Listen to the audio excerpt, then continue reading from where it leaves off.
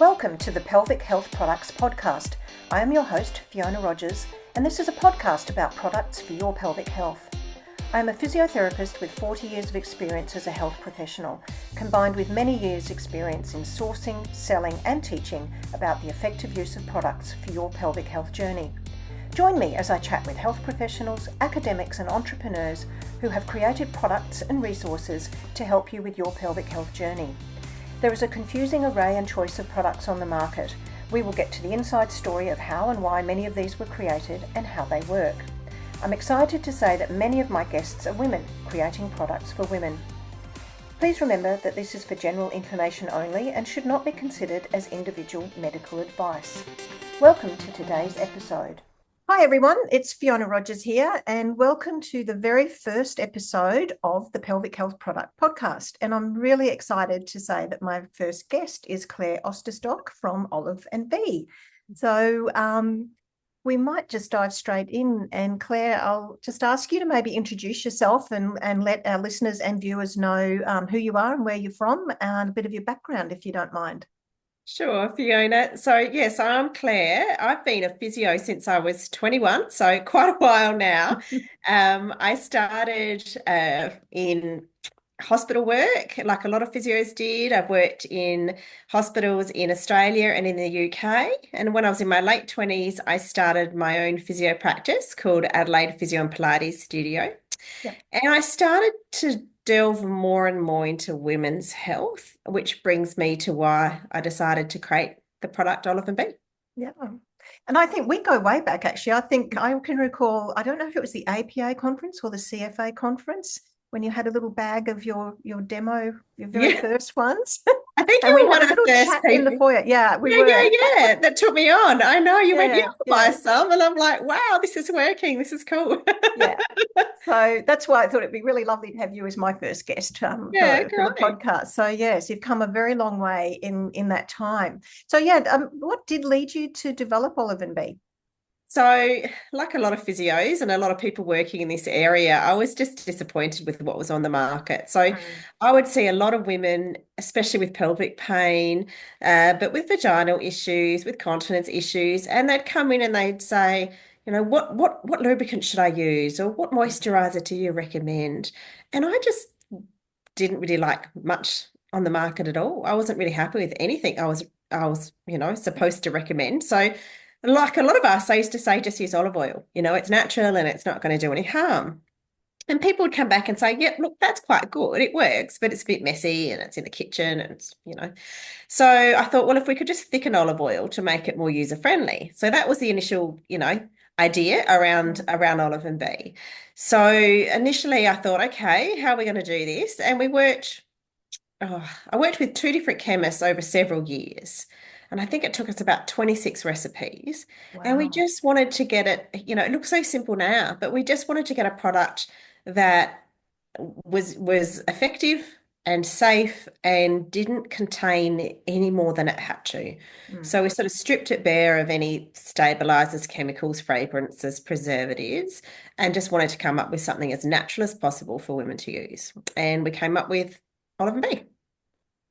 And it sounds so easy, doesn't it? But I know it took you quite a few years and a lot of experimenting. Yep, I know. It sounds easy now, right? And people say, oh, there's only 2 ingredients. It's really unusual, actually.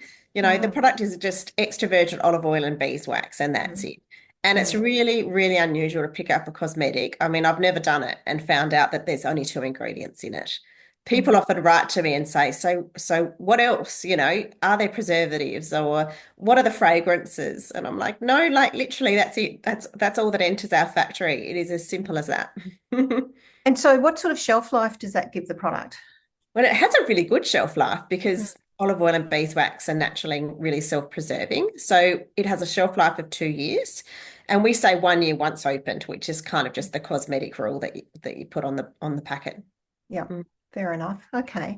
Yeah, because I totally get it, because a lot of patients don't want to be using chemicals. And particularly our pelvic pain patients are very keen to be going as natural as possible. Totally. Which I think is why so many people just love your product. So it's lovely to see. And one of the things I really wanted to highlight with this podcast was women creating products for women. And Yeah. you're Yeah. a shining example of that. And I think over the years you've won quite a few awards, haven't you? And some business awards. Am Well, I I've got an correct? exciting one that's coming up. So just last week, actually, I was voted in the top 10 innovators in South Australia in Wow. the Fearless Innovator Program. So in a couple of weeks, I'll find out if I'm the top SA innovator. So pretty excited about that. Wow, that's amazing. Well done. Thank you, thank you. So, it's encouragement for other people that if you've got an idea and you're persistent and you keep going, Yeah, then you can get a product on the shelf. yeah. And the feedback you get from your customers is what keeps you going through all those tough days when you're trying to run a business, that you're doing the right thing and you are helping people. And it's not going to happen overnight, but yeah. Yeah, look, we're 8 years down now, I think, Yeah, nearly eight yeah, years. yeah. But it's just starting to gain so much traction. It takes a while before people have heard of your product and start talking about your product. And look, Mm. we were at the International Menopause Congress, I should say, last weekend, and I now have another 500 doctors from 46 countries interested in this product. That's So amazing. just feel like we've just hit this explosion right now. Yeah. And just looking at that explosion from like a business development point of view, obviously you started off small. Have you had to move into bigger premises? Did you start on your kitchen bench and move Yep, from yep. there? No, we experimented at home and Yeah. then I would get a compound chemist to make it initially. So it was almost like on a script. I'd get it written and someone would go in and have it made, which was really expensive, but it was a good testing ground. So after doing that, we realized that we did have a business. And I remember one lady, she was in her 70s and she came into the clinic one day and she just put $50 down on the desk and just went, I'll have $50 worth. And I'm like, it's not going to cost that much. It's just like, this has really worked. This is the only thing that's worked since I've had cancer, and I want more. And after that, I went, okay, yeah, this is worth developing. There Yeah. must be more women out there that want this product. So that was the starting point of going, right, it's time to actually commercialize this properly. So we developed a factory at Mount Barker. So I now have an office manager and two production staff. We do all our own manufacturing within Australia. Hmm. So we're 100% Australian made and we're four females running the business, which is exciting. None of us have Yeah. ever worked in a factory. So there's been a lot to learn, but it's been good fun. I think I remember you saying right in the beginning that you were doing the whole thing like, is it bottling it or tubing it Yeah, yeah, yeah. and Filling the packaging tube. it, filling up your Yeah, orders, coding doing the it. whole lot? And I would ship it. I was doing everything. Yes. Yeah, yeah, Now I have someone else that does, well, three other people that do the nuts and bolts of running the business. So I can focus on the marketing and the business development, which yeah. is, a lot of work, but good fun. It is, yeah, Mhm. absolutely. So, just sort of going back to the actual product, which I'll show to our viewers. If you're watching on video, it comes in two sizes. So there's the 55 mil, and then there's the little six. I think that's 6 mils, isn't it? Mhm. Um, these are actually mine. That one's in my bedside drawer, and that one's in my handbag most of the time. No, just basically, how does it work? Yeah. So, when I originally developed this product, I thought it would be a personal lubricant, and that's kind of all I thought it would be.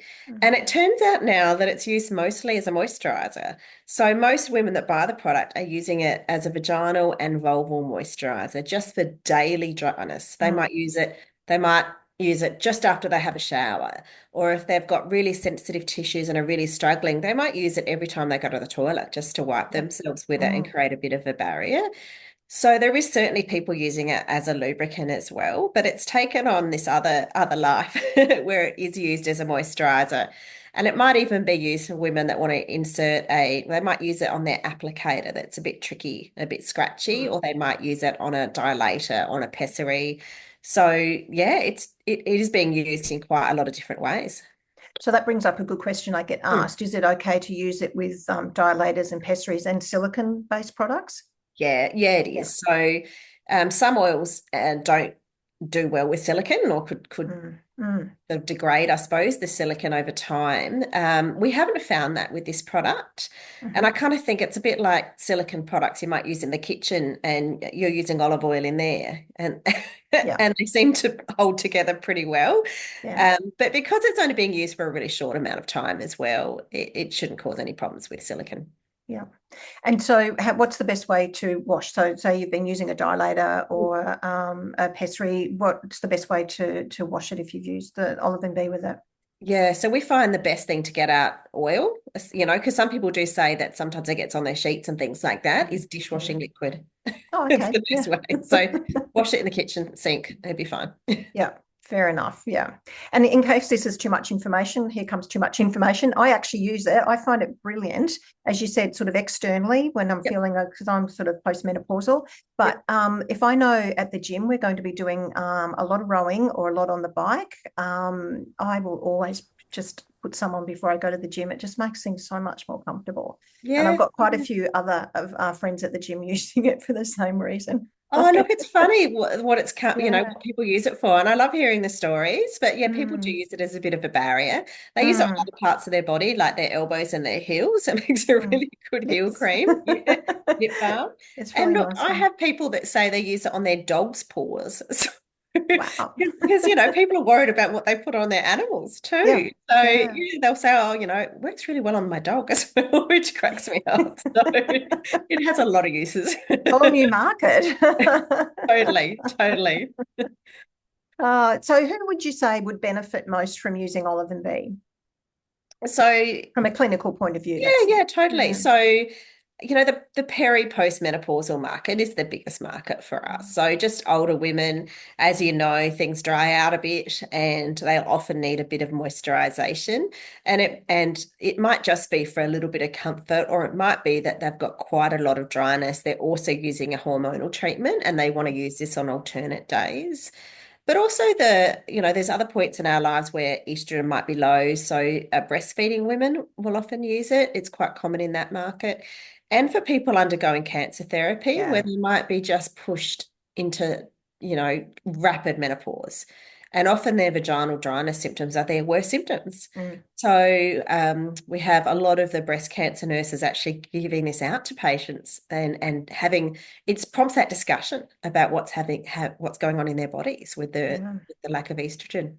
Because Mm, that's one of the side effects that a lot of people are not expecting, and it's not often spoken totally. about. Yeah. Yeah, So yeah. It gives them and a when you way of talking about that when it's something people often won't bring up.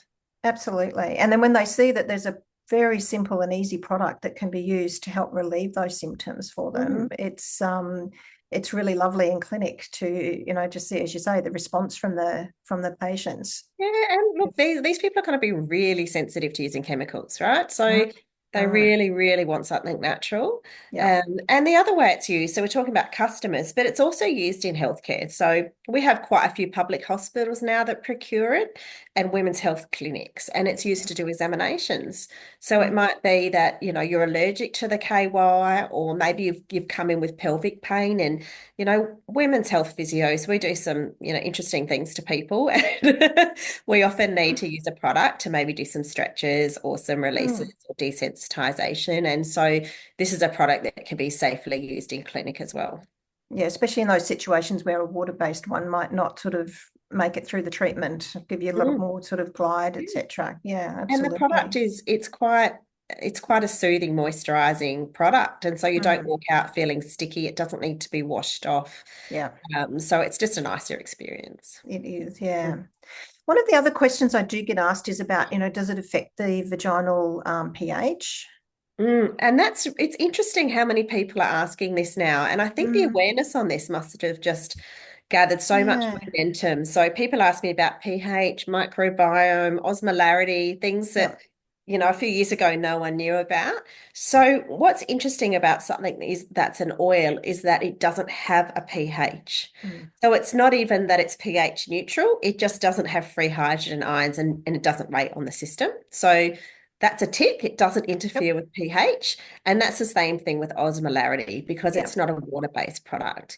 yeah. And in terms of other things in the vagina, talking about microbiome, it's really important if you're using an oil to have one that absorbs really readily as well. So olive oil is naturally antifungal, antibacterial, full of antioxidants, but it also has what's called a low comedogenic rating, which basically means it will absorb. It won't clog pores or create a film that Yeah. bacteria might grow behind. So that's really important as well for people to know that it won't upset that sensitive system. Yeah, that is one of the other questions I get asked about the absorption, etc. So Mm, mm. thank you for explaining that to us. And one other question that we get asked, and I think I know the answer to this, but if you can explain, like, is it condom compatible Look, we being an just say oil? no. Yeah. We haven't done the testing, and it's actually quite interesting. So, to prove that something is compatible with condoms, it has to sustain friction at 40 degrees for an hour, which is a pretty tough test, right? Mm. I think that's My fascinating. mind is boggling at the Yeah, moment. yeah, it's fascinating.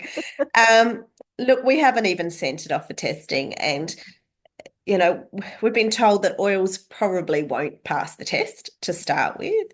But it's quite extensive. You think about all the condoms out there with different materials and different lubricants already on them, then that all does need testing. But at the end of the day, if it does prove successful, then it puts our product in a category of a medical device, which Yeah. actually makes it a lot harder for my business. So um, we're just not at that point yet. We Yeah. just can't spend just the enormous amount of money it would cost to be able to market our product to be condom compatible, to be contraceptive safe, things like that. It's just out of our reach at the moment. Yeah. So for us, when I started this, I felt like every other lubricant on the market was invented for condom use. Most were Yeah. marketed to young Yeah. men, right? Yeah. So I thought, look, it won't hurt to have one on the market that's not meeting that demand. Yeah. So there are other products I will recommend in that case, but in Yeah. our case, we've just steered clear of that environment. And that's fair enough. As you said, your target market is the more mature, shall we say, lady, sort of Yeah, perimenopause, yeah, menopausal. Yeah. So it's yeah, really nice to have a product that's sort of really looking at the needs of those women yeah, without trying to cover all bases. Yeah. totally. And the rules for this are so different in every country. Yeah. So we're just not making therapeutic claims. We're just saying, look, it's a moisturizer, it's a lubricant, it's just a simple product, and we're not saying it's it at that medical level. So Yeah. people can just choose to use it as they want. Mm. And talking about around the world, how many countries is it now available in? Oh, dozens now, which is so Yeah. cool. So we have shipped to so many countries now. We have stockists in about 12. Great. We've just launched in the US, which is Yeah, super I know. exciting. Yeah. No, getting through Yeah. the FDA and the insurance and everything to sell in the US has been quite quite an effort. Yeah. But look, we have interest everywhere now, from South America to Asia to Africa to Europe. And we're just working through, again, the rules in different countries, Mm. the customs rules, the medical rules, what we can import, what the tariffs are. Um, we There's feel like we've all got a those hidden market, we things. feel, but Yeah. it's so much work. So we're Yeah. focusing on the countries that we know we've already had a lot of interest. So Mm. especially with the US, if we look at our sort of internet data, most of our interest comes from Australia and then secondly from the US for this product. So Hmm. it made sense to us to try and expand there. But we Yeah. do sell into UK, New Zealand, Singapore, Hong Kong, Mm. Canada, Right. and yeah, expanding. All the time. Yes. I spend a fair bit of time in, the professional groups relevant to our area, and it very often comes up when people are asking about lubricants or, an alternative, particularly for those ladies who can't use a hormonal based one. And you can guarantee that someone will make the comment, "Oh, Olive and Bee is from Australia," and people say, "Well, where can I get it?" So it's Yeah, good to totally. hear that It's it'll be available. it's amazing because I never ever thought about the export market. You Mm. only sort of think about your own customers that you know. And we very quickly have had to trademark in a lot of countries and get insurance in a lot of countries. And so it just makes the business get sort of quite big and quite expensive quickly when you think Yeah. about a global market. Yeah. But we are trying to get it to those countries, and it's so funny. I'll have someone from like Panama or Botswana say, "Oh, we don't have anything like this in our country." And I think, well, we didn't 8 years ago either. Yeah. But Yeah. they think that, oh, we've got to get this. We've got to get this in our country. And I'm like, okay, let me find out how. So yeah, it's been a big learning curve. But yeah, we are starting to be able to get into more countries. Yeah. And I think, yeah, the business side of things is so different to what people expect. I often get approached to bring a certain product in, and it's like, well, it's not as easy as me Yeah. ringing someone up and saying, can you send me some of those and I'll sell them? It's, yeah, there's so Yeah. much more behind it. Yeah. And as you would know in your business, in some product lines into some countries, if you're the importer, you take a lot of responsibility if something yeah, goes wrong, right? yeah, So yeah, I've got some countries that if I send to, I am still responsible for any claims against that product.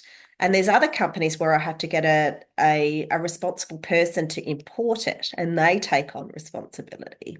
But mm, then there's a series of tests they have to do and a lot of money it costs for them to put their name on the label. So getting the labeling laws right in all the countries is mm. a big effort too. And then having them printed with different rules, or even just we're finally going into the US. Words like moisturiser are spelt differently. So, Yes. changing things from British English to US English has been, Mm. that's another effort, getting another product line out there really that accommodates their market. So there's a lot of consideration. Yeah. So did you ever think when you sat down and started wondering how you were going to thicken that olive oil, did you ever think that it would get this far? No, Or never. that you'd be learning all about customs and duty and Oh, look, like, and this is my full-time job now, so I don't yeah. do physio anymore. This has become Mm. too big. Um, but in hindsight, thinking about it, the menopausal market, this is huge, right? This is, like Mm. 50% of Yeah. people are going to go through menopause, Mm. over 50%, and something probably like over 90% are going to have vaginal dryness issues. And we're Um, living longer and longer, so we're going to have them for yeah, longer. and Yeah. they're not just in Australia. And Mm. I remember one pitch I did at an award night. Someone actually asked, "Oh, do women in other countries have this problem?" And Let this me poor guess, that was a guy, I mean, male who asked that. yeah, it was a man, and it just never would have occurred to him. And it was quite a Yeah. brave question. And I said, look, yeah, I think so. I think this is global. So, we we you're thinking about it, thinking back. This is something that affects, yeah, a pretty high proportion of the population, and not just for a small amount of time, like not Mm. just in pregnancy, but we're talking post-menopause. So we might be talking a 40-year problem. Mm. So it Mm. makes sense that this product is something that people need to rebuy, and it will be needed in other countries. Mm. Mm. Mm. And I think just so reassuring that it's such a natural product for people to be using and it's easy for them to understand as Mm. well. You don't have Mm. to sort of Mm. read a label with a whole lot of ingredients that you have no idea Yeah, and there's a what they trust are. factor. So Yeah. yeah, it's Mm. it's it's simple, and also they know it's made in Australia, and Mm. that gives people a little bit of reassurance as well. Yeah. And as I said at the beginning, what I really would like to push with this is the fact that it's a female owned company making a product for females. So I think that kind of adds to that trust factor Yeah, as well. totally. Yeah, Absolutely. absolutely. No, people do love Yeah. that story as well. Yeah. Yeah. Well, we're very proud of you here in Australia. So Oh, thank you. what's next for Claire and Olive and Bee? Well, at the moment, it's the geographical market. So most of my work at the moment is in looking at other countries and how we're going to expand this. So, like I said, we're working on the US, but we're also doing a lot of work in the EU and South America. So a lot of my work's involved in that. But we are increasing our product range. And it's funny you said before about a lip balm, Yeah. because I can announce to you today that is our next product. Oh, you heard it first here. Well, so many people tell me they use it as a lip balm, and I'm Yeah. like, well, why don't we actually make one? So we are looking at making a lip balm. So it's Mhm. in production now, and it will be just in a better user-friendly tube and a bit thicker and a bit more appropriate to use on the lips as well. So people won't have to carry around just their mini olive and bee as their lip balm. They'll have a proper one as well. Actually, that's one more question that's just come into my mind because I live in Queensland and it gets very hot here. Sometimes when I open up my tube, I find that it's a little bit, it must have either separated or it's, So, and then I go, silly, I realise I should have, given it a bit of a shake. Yes. But keeping it in the fridge, is that a good option? Yeah. So because we haven't added any chemicals to stabilize it, it can split a bit. Yeah. And it's just something we've had to deal with. So I often say to people, like, even though it looks nice vertically, sometimes it's better just to store it horizontally so that the oil doesn't pool in the bottom. Give it a shake before you use it. It's totally fine to put in the fridge. It actually works out, like it comes out quite well. And yeah, it's, even when I was at a conference recently and I'm handling the same tube, giving people samples, it did start to get a bit runny after a while because it had warmed up. So I can see the problem in Queensland. So it's something you probably don't want to leave in the heater in the car or something like that. But yeah, it's totally fine to put it in the fridge and then take it out a little bit before you want to use it. Yeah. No, I was only saying that so people, if it happened to them, they didn't think that there was something wrong with the product. Usually you can shake it and that's what I do and restore it. Yeah. I imagine too, if it was coming straight from the fridge, it'd be nice and cool. It could be even more soothing to some people use. Prefer it like that too. Some people do prefer it cool. Well, thank you, Claire, for joining me today and letting everybody know about your amazing product, and really excited to see where you will be heading next. Thank you so much.